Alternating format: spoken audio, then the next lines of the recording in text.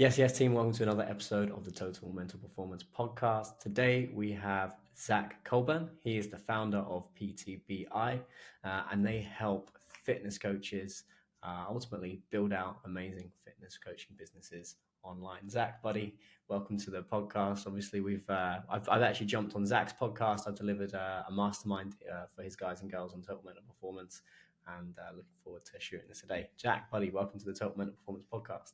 Thanks for having me, man. Yeah, I'm super excited. I feel like our relationship has grown strong over the last couple of weeks. Having you on my podcast, you delivered a ton of value to our students yesterday in the mastermind. So I'm excited to share my story. I'm excited to get connected with your community as well. Awesome, my man. Awesome. So, why don't you paint a picture a little bit? What is it that you actually do?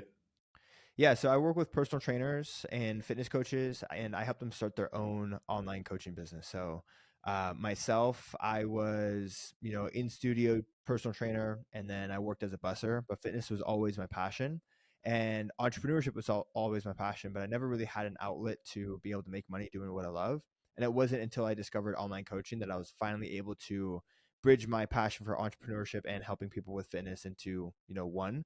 And then when COVID hit, I started teaching other trainers how they can do the same using the model that I had created that worked well for me. And, since then we've, worked with over 1,000 coaches.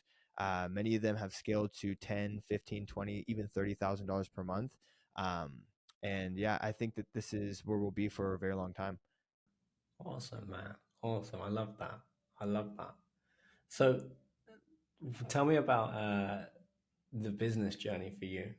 Let's run into that. So, where did business start for you? Did it start in coaching, or have you always been a bit of an entrepreneur?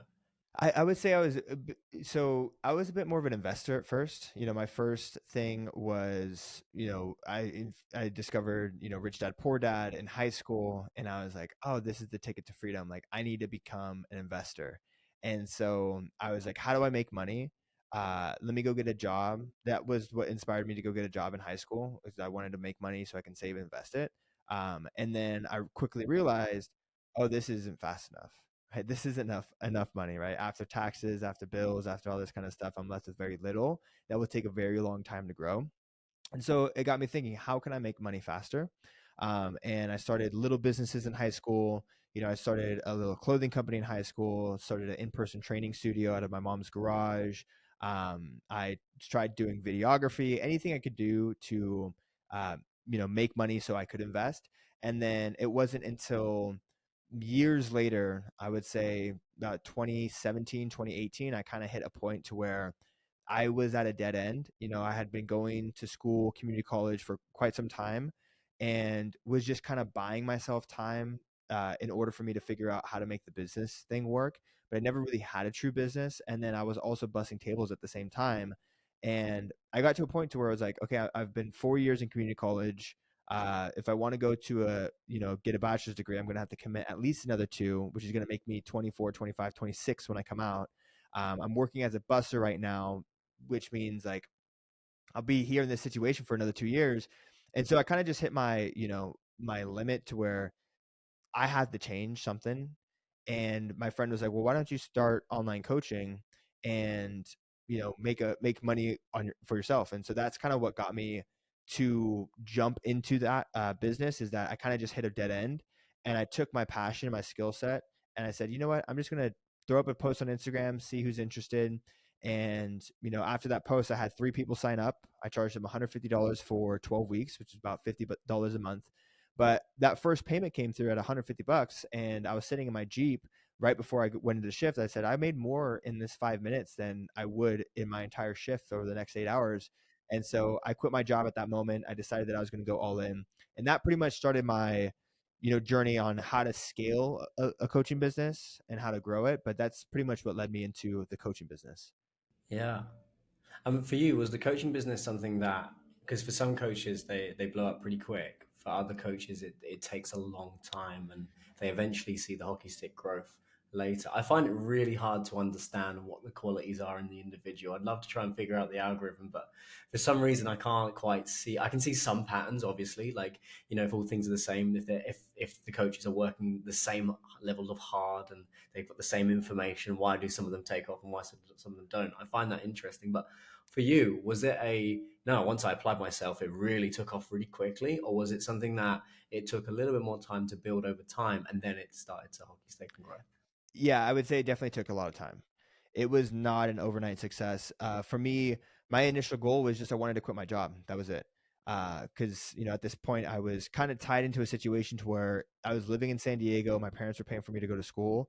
I wanted to get out of school as fast as possible, uh, but they wouldn't continue supporting me unless I was in school. So I just wanted to make enough money to where I can drop out of school and quit my job. And so $3,000 was all I needed at the time.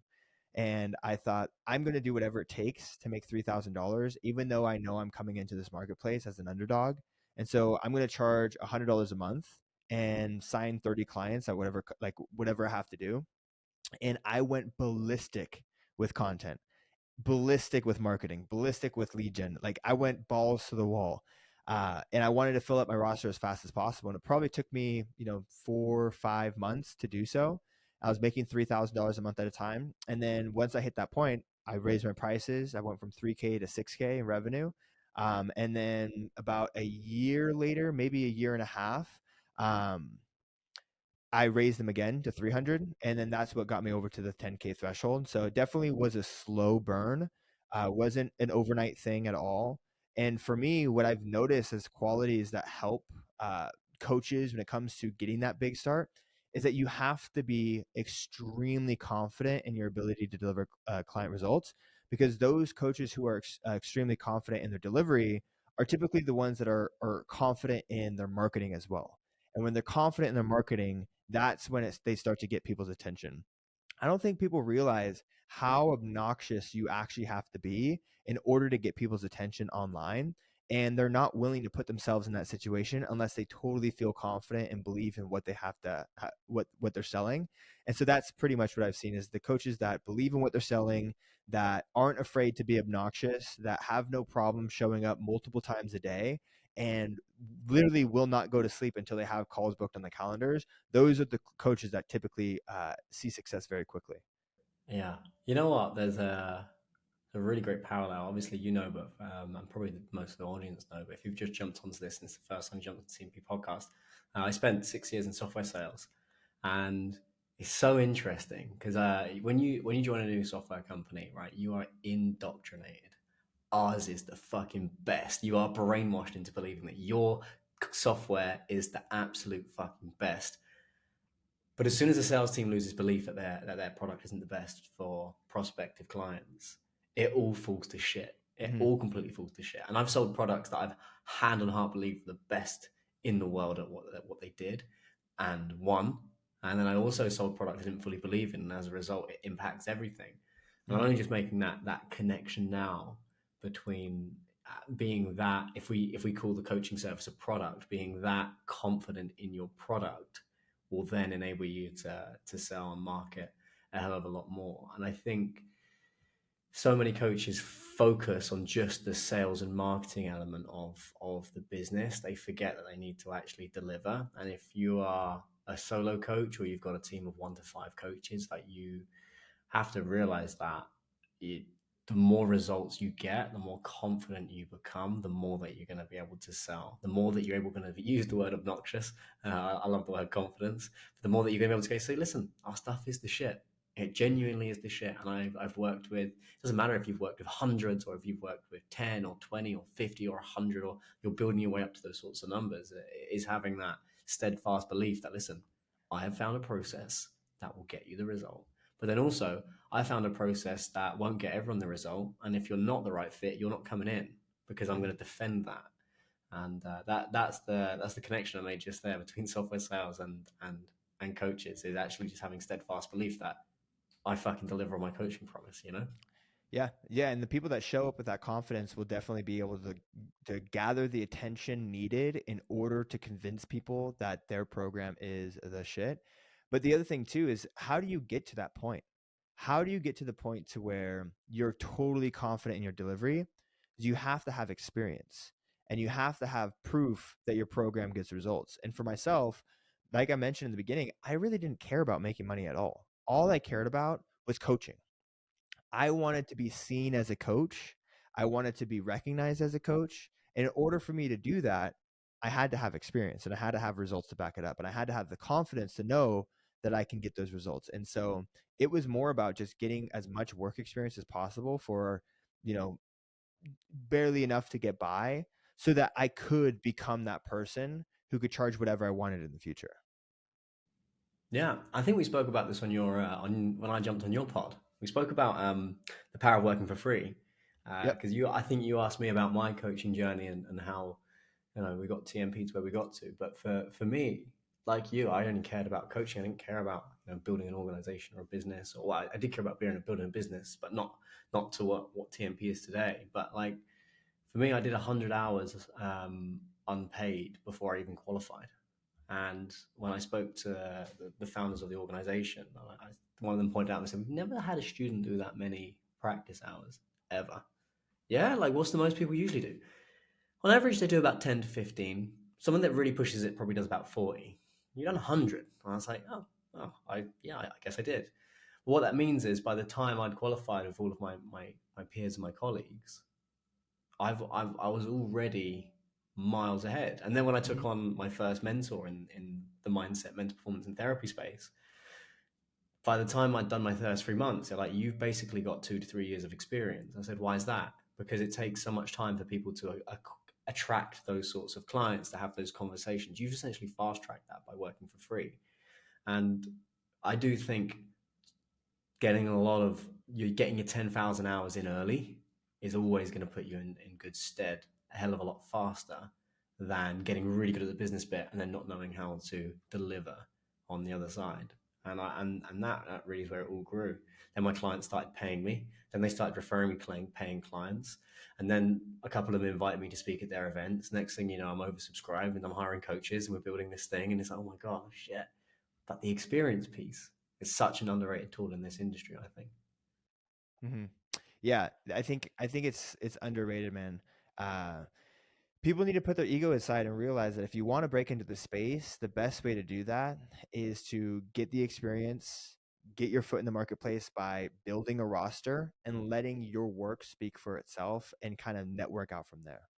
There's another interesting thing too, that I heard on a TikTok from Brad Lee, that he was saying if you want to make $1 million in your 20s, you need to network with as many people as possible. The more people that you know, the more people that you can tell about your service and your program, the more opportunity you're going to be able to get people into that program. And I find that the coaches who do see success right out the gate are typically the ones that aren't afraid to go all out on meeting people, talking about the program, and being confident to stand in the room. Like imagine if you went to a party and there's a group of 15 people that you've never met before, and this is your first introduction to them. How do you introduce yourself? Do you introduce yourself as the software salesperson who has a passion for coaching, and they see you on Instagram, they see that you're fitness coaching, but you didn't introduce yourself as that? Or do you introduce yourself as the online fitness coach, right? And meeting people in real life and introducing yourself as that person, that will lead to more results than not being that person in real life and trying to be that person online. Yeah, so true. The offline hustle and having the confidence to do the offline hustle, Mm-hmm. I think is very, very underrated. Like for us, our net as I mean, you look at our following, we've got a tiny little following. Yeah, we coach hundreds of clients. You'd have no idea. It's like, well, hang on, how have they done? You land on the page, you have no idea of the coaching team we've got. You've got no idea of the app, the infrastructure that we're building, or whatever. So how have they done that? Well, we've done the offline hustle Mm-hmm. insofar as we've connected. We said hello. We've put ourselves out there. I've been rejected a hell of a lot. Hey man, you want to connect? Nothing. Hey man, you want to go for a coffee? Nothing. There's a lot of time where it's a lot of rejection.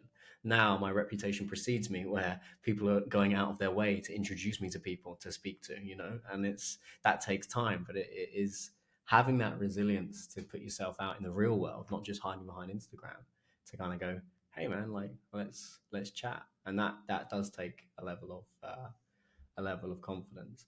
Um, for you, if you look at your journey as a coach into a mentor, what would you say the biggest struggles for you mentally were when you were starting out, when you started to scale, and then after when you transitioned into the mentoring side? Yeah, so challenges starting out. I think challenges starting off in my coaching, obviously I had a lot of limiting beliefs around how my friends who were in the fitness space would think of me starting an online coaching business, because at this point I had been kind of a quote unquote like influencer style. Like I never had the huge following, brand deals, things like that. But I had a lot of friends that I made in the gym, a lot of friends in the gym community, a lot of friends that were already online coaching. And I was kind of, I had limiting beliefs and questioned myself and thinking, what are they going to think about me starting this business? Are they going to look down on me? Or they going to think, oh, here we go, like Zakk's starting an online coaching business? Like, but at the end of the day, I'm like, I can't let their opinions stop me from my goals and my dreams. And none of those opinions were actually, valid. I had never experienced them saying anything negative before. It was all self-created in my head. And so I just used positive self-talk to kind of get me through it and just to do it anyway. I had those feelings, but I just freaking did it anyway. The next thing is, when I went all into my business, there's obviously insecurities, scarcity. You have to go into grind mode. And this is something that I still haven't truly escaped for myself, is like, you win a sale, lose a sale, win a sale, lose a sale. And, in the very beginning, you're like, okay, am I going to make it by this month? Am I going to sign enough clients? Am I going to make enough revenue? Um, and what I've learned is that that feeling never really goes away. You just become a little bit better at recognizing when it comes up and muting it as fast as possible. Right. Um, this month, starting off the month, my Instagram DMs got shut down. Right. Which is huge because we do a lot of lead generation for our business through Instagram. And so while before that used to be able to, that rile me up and get me frustrated or get me anxious or get me scarce or put me in a dark place where I have to like journal, meditate, and things like that, I'm able to recognize that, hey, it's okay. I can mute those feelings and know that we'll be back on track by the end of this week. And I'm better able to self-talk myself because I've been through so many seasons of ups and downs that I've seen it before. I know that you're always okay at the end. Yeah, I think that's hard for newer coaches starting out because they don't know that. So every single first crisis is a crisis. So it's like, Mm-hmm. you know, Yeah, man, I see this all the time with the students that I mentor. Is like, they have a dispute payment, or they have someone that said that they're going to sign up and then they don't sign up, and those are the kind of things that used to really rile me up back in the day. But now they don't even phase me because it's like you've seen them so many times, and you know that, hey, if you lose one client, there is literally another one that will sign up the next day, right? So there's more than enough to go around, and you just have to stay calm, persistent, and consistent, and not getting on the emotional roller coaster of client signups, drop offs, things like that. yeah. So the metaphor that I use for clients, and this doesn't matter by the way, regardless as to whether you're starting out or whether you're going into new territory, into hiring tens or hundreds of employees. Um, yeah, I call it scar tissue. Yes, that's a great one. Yeah, I call it scar tissue. Like when you think about a wise king or a wise queen, they've seen it. They've seen plagues. They've seen betrayal. They've been stabbed in the back. They've seen war. They've seen famine. They've seen all of it, right? And they've just got a lot of scar tissue. And you'll have some what I call village elders in your communities where you kind of just go to them like, yeah, that guy or girl is they've just seen it. But in the moment, it feels like the end of the world. In the moment, it feels like the most difficult thing in the world when you have your first team member leave. Oh man, it's so difficult. When your first client leaves, oh, so difficult. And you get your first betrayal. Oh God, I thought you were this person and you weren't. Ouch, you know. And like in the moment, it doesn't. This isn't gonna change how you feel. It's always gonna fucking hurt. But if you can say to yourself, "Great, I'm building more scar tissue. I'm Mhm. building more scar tissue," and you anchor yourself to that future king or queen in the future of where it is that you want to get to, it just puts things into perspective a little bit, and you kind of have to build almost like a bit of a perverse love with pain and setback if you're going to be an entrepreneur and a coach, because You're going to get it again and again and again. And the second phrase outside of scar tissue is for every level, there's another devil. Mhm. So, okay, I'm not struggling for revenue anymore. Oh shit, I'm struggling for fucking infrastructure and systems and automation. Fuck, that's a new level. That's a new devil. Or oh my god, it's hiring team members. Or oh my god, it's going into new markets or whatever. Every level, there's another devil. And when you can learn, okay, I'm at another level. I'm experiencing new devils, but this is going to be scar tissue, and this scar tissue eventually these are going to be old devils. And changing your relationship with this resistance and going, this is all good shit. It hurts, but it's all good shit. Is going to be the thing that separates you that it's from the guys and girls that can stick it, build consistency, and win in the long run, and the ones that end up burning out or throwing the towel. You know, Yep. It's funny that you say that scar tissue. I was calling it callus, mental nice callous in the callus. mind. Yeah. Yeah, yeah, yeah. That's nice. That's nice.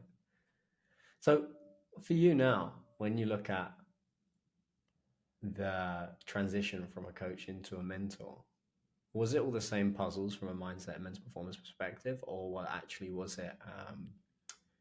Were there different puzzles that came up? What kind of puzzles are you asking about? That might be mental, that might be emotional. Was it, oh shit, who am I to do this? Who am I to do that? Was it, I don't know if I have the information to go and build this thing. Like what was the challenges that came up? When starting the mentoring business? Yeah, It was a lot of the same challenges, honestly. At that point, I had been online coaching for about 3 years. I scaled my coaching business to over six figures multiple times. And I had met a few business mentors that I worked with that helped me, and I saw an opportunity to help people that they weren't able to help. But I had limiting beliefs about what would they think, would they look down on me, and it was me letting one or two opinions stop me from helping hundreds and thousands of people. And at the end of the day, like again, they never said anything. There was never any outspoken opinion. It was all self-created, and I just had to push through it regardless. Now the biggest challenges that I had when scaling the mentorship company was learning Facebook ads, learning lead strategy, learning how to build bigger teams. When I was fitness coaching, I had a VA, I had an assistant coach. It was just a small team. We were able to do 10 20K a month. And then when I was scaling the mentorship company, we scaled to seven figures really quickly. Within 2 years, we hit seven figures. And so there was a lot of investing in other personal mentors. There's a lot of, testing, ad budget strategies, things like that. Also making hires and fires for the first time, like building sales teams. Those are all new territory for me that now I feel very excited to be on the other side. But yeah, those are some of the challenges that I had in the initial beginning starting that company. yeah. It's the fear of judgment. It's a big Fear of one. judgment gets everyone. Gets everyone.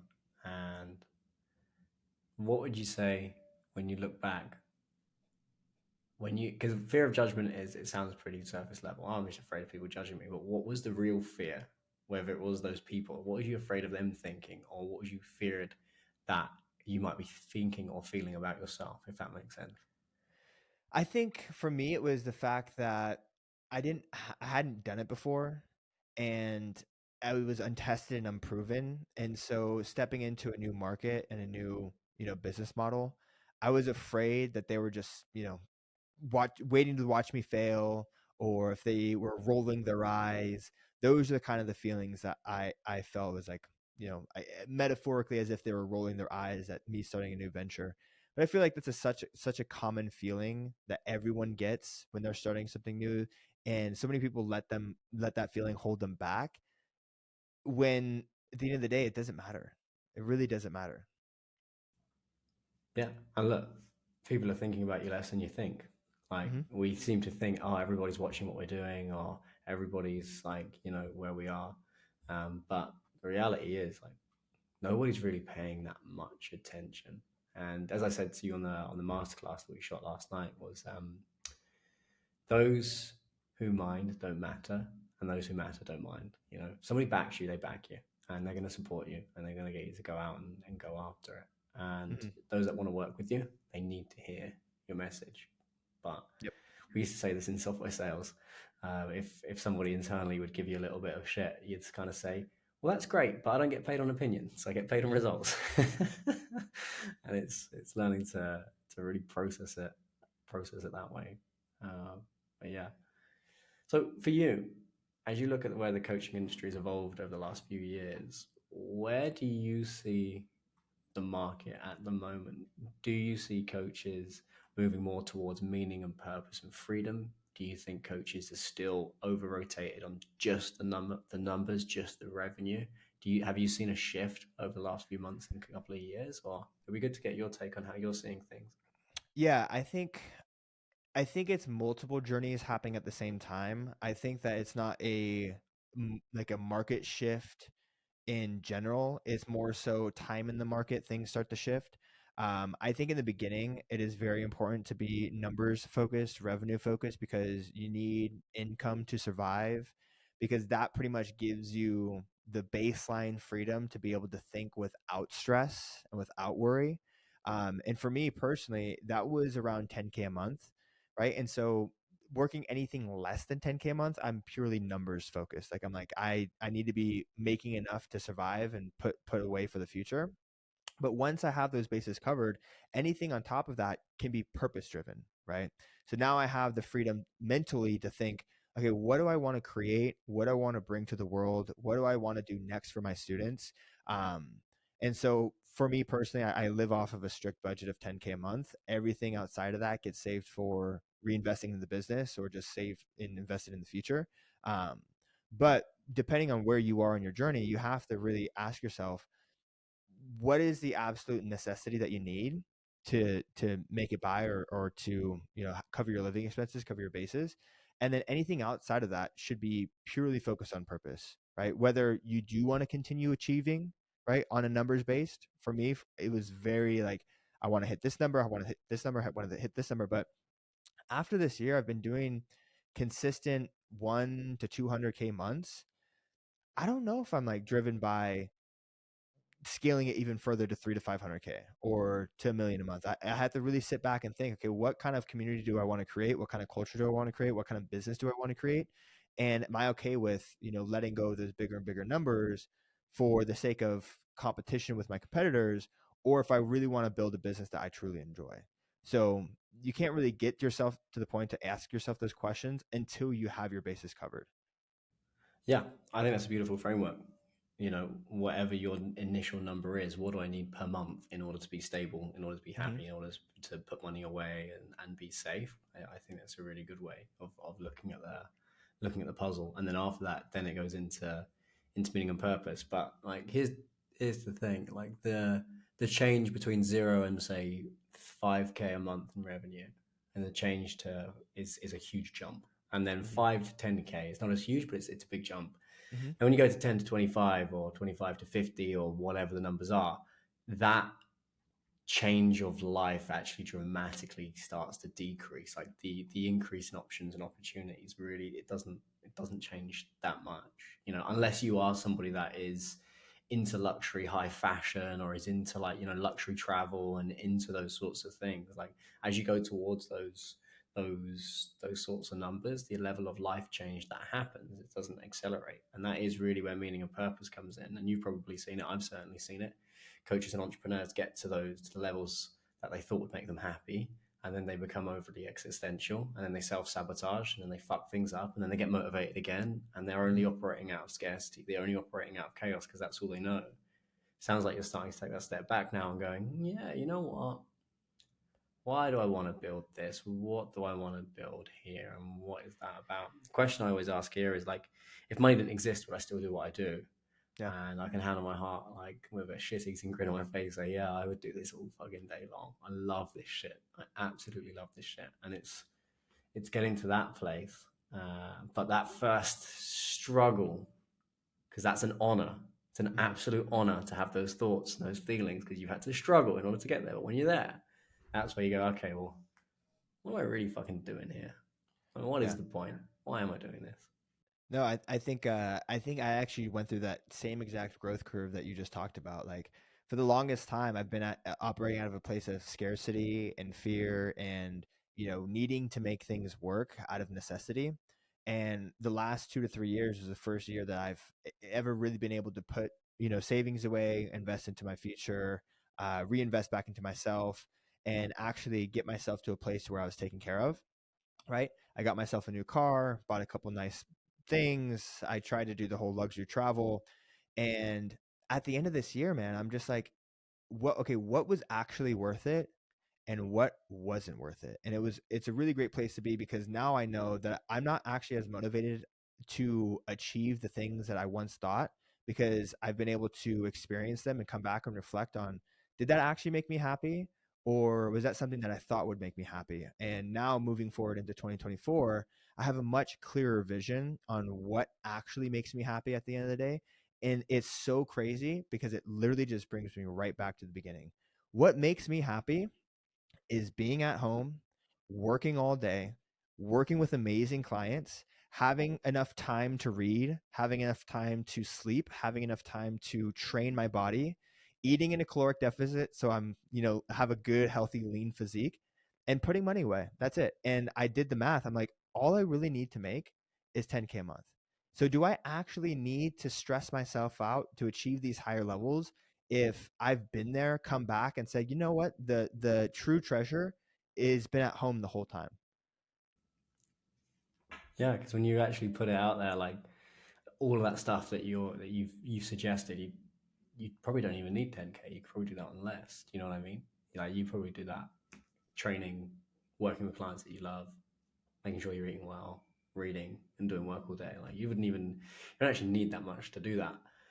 And I think we often get distracted by where we call it joy optimization here at TMP. Like how can we optimize for joy? And we can find joy in the little things. Like for me, this is why I love the podcast medium. I experience joy just fucking doing this and going, well, how do Hmm. you see the world, man? Like you and I are both sat, all right, we're at opposite sides of the planet.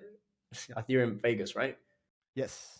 You're in Vegas. I'm sat here in Dubai. We're both staring off into the digital universe. Like, how do you see reality then? Do you know what I mean? Like, I could just do this all fucking. I could all do this all fucking day long. I love that because I love joy and optimizing for joy is something that I think not enough people do. And when you Hmm. really look at the lifestyle that you want, people put a lot of pressure on themselves to be a certain way, to do a certain thing. And business is hard. It's the biggest personal development tool on the planet, but Yep. it's understanding that, you don't need as much as you think. And often it's when things are driven out of fear or scarcity or insecurity or validation. Like the validation thing is a huge thing that I see coaches really struggle with. They put a lot of their identity on their business. They put a lot of their self-worth on the results of the company. But at some point you've got to separate that out. And we've spoken about that before. Was that something that you found harder in the beginning? And how have you been able to separate that out? Or is it something that you still wrestle with from time to time? Yeah, I've been very driven about the performance of my business being wrapped up into the identity of myself. And again, this is something that I personally feel like I've taken a step back from. When we first hit seven figures, I didn't feel like someone who earned seven figures. I didn't have the nice things, I didn't have the demonstrations, and so I felt like I was playing catch up, and I overshot. Right, I was like, okay, now it's time to make some upgrades. Now it's time to do something so my identity can showcase that, and I overshot, and it just made it left me feeling like shit. It left me feeling worse off than before. And so now I'm like, I understand what it feels like to overstretch myself for the image of other people or for the image of what other people think of me, and it's not worth it. And so now I can sit back and actually, untie my identity to the business, because I know what makes me feel good. What makes me feel good is having a good routine, taking care of my mindset, taking care of my body, making sure that I have enough, to save and invest, and that's it. That's all I need. I feel really good when I'm on a simple routine, and everything else, man, I can care less of. But it took me a while. I had to experience the other side in order for me to know what that felt like, and it didn't feel good. How did it feel? It felt stressful, man. It felt like, I wasn't productive. And other people might have different opinions. This is just maybe from the upbringing that I had with my family. But I'd wake up anxious, or I'd wake up stressed out because I felt like I was on a hedonic treadmill.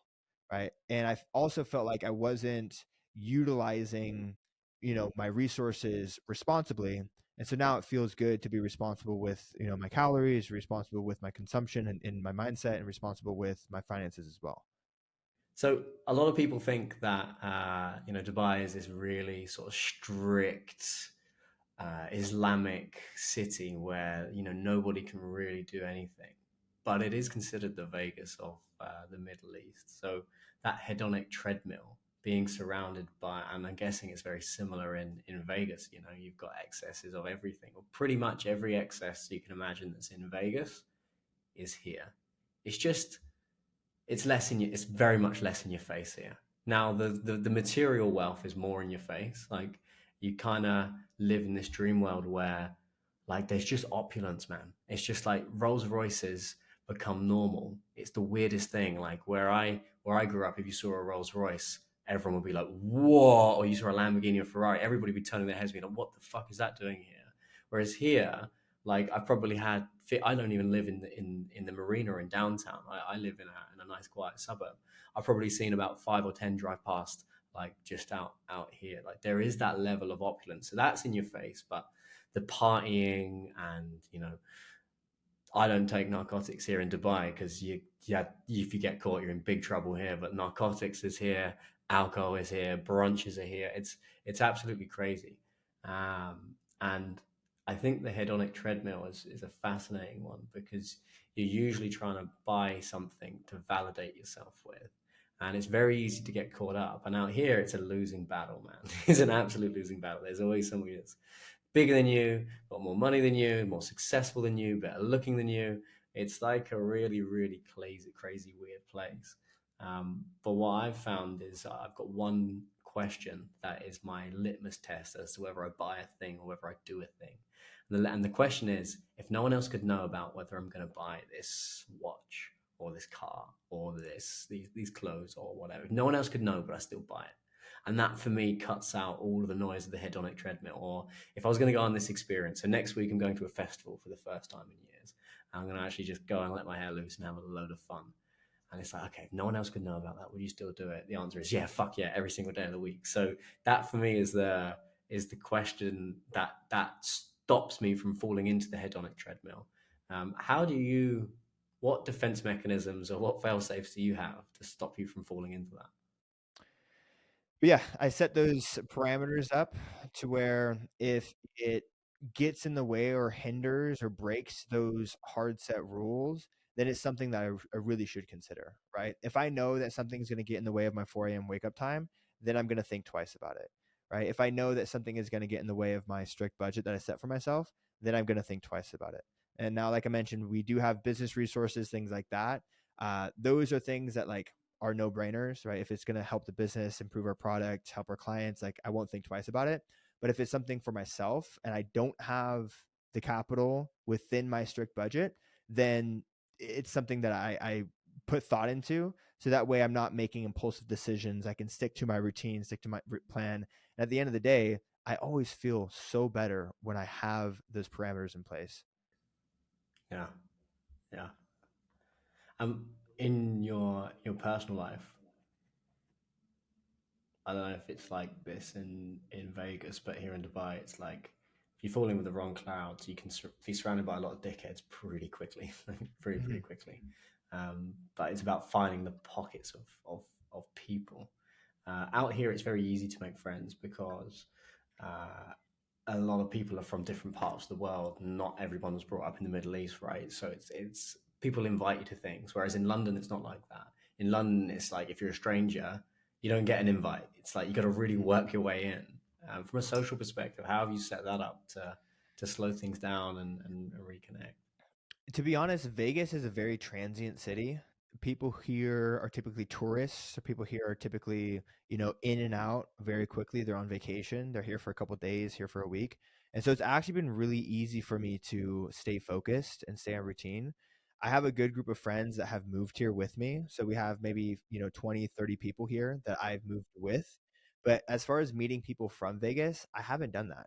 And it's mostly just because I've been pretty focused on my business this year, and then the weekends that, I go have fun, I'm usually traveling.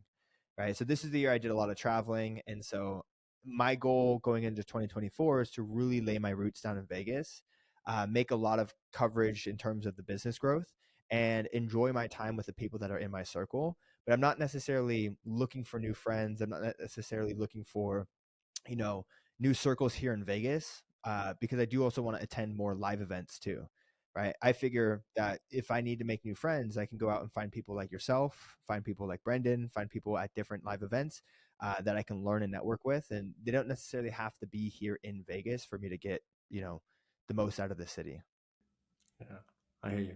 Dubai's like that. We call it and London's the same. It's a bit of a revolving door. Yeah. It's like people go in, go out, go in, go out, go in, go out. The weirdest thing I found about this place is like, you make a really good mate, and then out of nowhere they go, right, I'm out, dude. What? Yeah, yeah, no, I'm going home. See ya. Boom, gone. It's like, Yep. whoa, what? Yeah, it's a crazy place. But I do find with entrepreneurs, it's a little bit easier because it's like everyone's busy, and if you can make it work, you guys will meet, you go for dinner, or you jump on a Zoom call or a podcast, you shoot the shit, it's nice, and then you can't leave each other alone for a few weeks. And it's like, hey, let's catch up again, and it's like you never left. Um, but you do need to be careful on the social side of things as to who you let in, because it's those influences or those little whispers in the ears that can start to really distract you from what it is that you want to do, which is meaning, purpose, growth, and ultimately moving to another level of whatever living that you want to take it to. Absolutely, man. Absolutely. Awesome. Look, I've deeply enjoyed this conversation. I always enjoy catching up with you, Zakk.